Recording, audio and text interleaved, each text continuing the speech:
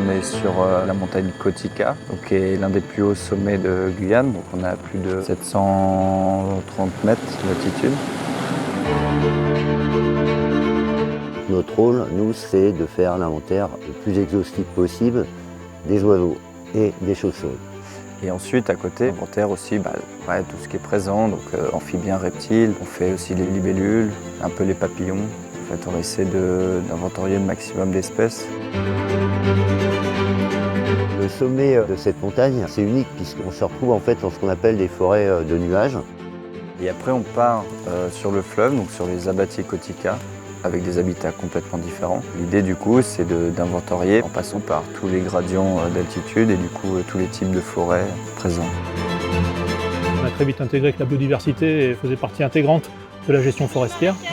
Et donc on a travaillé sur un programme qui s'appelait Habitat pour pouvoir discriminer les différentes forêts. Plus 25. On a différents types de forêts, donc différents types d'habitats forestiers, qui ont des historiques, qui ont des fonctionnements différents et des compositions différentes.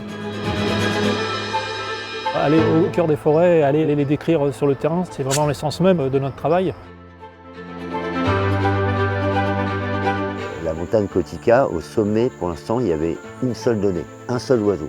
Mais on sait qu'il y a des espèces qui sont présentes uniquement au-dessus de 500 mètres d'altitude. Donc la priorité de la mission, c'est vraiment de trouver ces espèces-là. C'est une libellule, j'ai jamais vu ça en Guyane. Et puis elle est magnifique.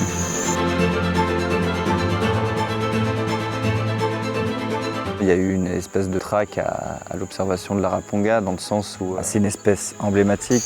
Il est là.